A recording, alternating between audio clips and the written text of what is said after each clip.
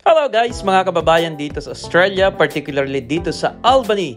Nagbabalik ang aming induction at ito nga po ang part 2 ng ating vlog sa induction ng mga new officers ng Albany Filipino Association. Ito po ay hosted by Ate Hazel Galang from Pampanga. Talaga namang sabi ko sa kanya, you are a great host for making the program very much alive. Kaya sa pasimulan ng ating program, awitin natin ang Lupang Hinirang at ang Australia's National Anthem.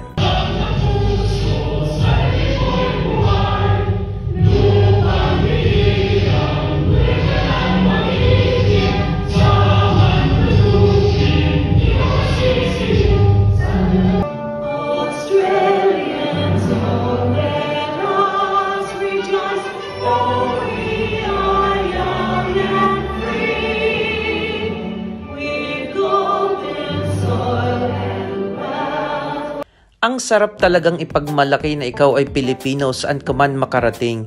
Sabi nga po, kapag inalis mo ang mga Filipino sa buong mundo, mapaparalisa ang takbo ng ekonomiya at ng society ng buong mundo. Sapagkat kung saan may Pilipino, naandoon ang pagdadala ng isang magandang ugali at katangian na namumukod-tangi sa lahing Filipino. At yan nga po, nagsasalita ngayon ang mayor ng Albany, si Mayor Gregory Stacks, at talaga naman pong kanyang pinupuri, pinasasalamatan ang role na ginagampanan ng Filipino community dito sa Albany City. Talaga naman pong sinabi niya na noon pa man ay katuwang na ng mga Australiano ang pamilyang Filipino sa pag-aalaga, sa pagkakalinga, sa kalusugan ng mamamayan dito sa Albany, sapagkat para po sa inyong kaalaman, ang mga Filipino po dito ay hindi po mabababa ang tingin.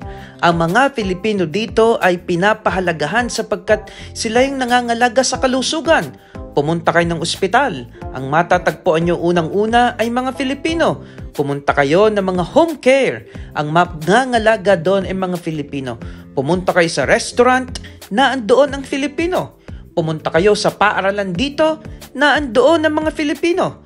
Pumunta kayo sa kanilang mga pangunahing pamilihan, matatagpuan mga Filipino. At pumunta kayo sa simbahan, na doon din ang Filipino. At ito na nga po, pumunta kayo sa kainan, na doon ang pagkain Filipino.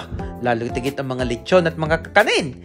Pumunta kayo sa fishing, di doon ang mga Filipino. Pumunta kayo sa entertainment, naandun ang mga Filipino. Kaya naman, kita nyo naman, may dalaw po ditong kabataan na nag-entertain sa mga Filipino. Talaga naman pong kanilang inawit ang mga magagandang awiting Filipino na talaga namang nagpakilig, nagpaluha, at nagpa-sentimental sa maraming mga Filipino sapagkat nami-miss nila ang Pilipinas na daladala ng mga awiting ito. At yan po, ang mga magkukumare na talaga namang pinagsisumikapan na itayo ang pamilya nila, ang bandilang Filipino, ang lahing Filipino, sapagkat Pinoy ako. Kaya pakinggan natin ang kantang ito. Sino ka bang talaga?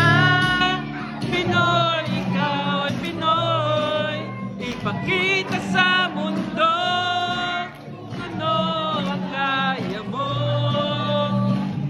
Ba't ibang Pinoy, huwag kang matatakot. Ipagmalaki mo, Pinoy ako, Pinoy tayo. At syempre, ang pambansang laro, ang bingo, ay hindi mawawala sa induction na ito. Kaya po sa lahat ng mga naging bahagi ng Filipino Association na ito, salamat at mabuhay po kayo.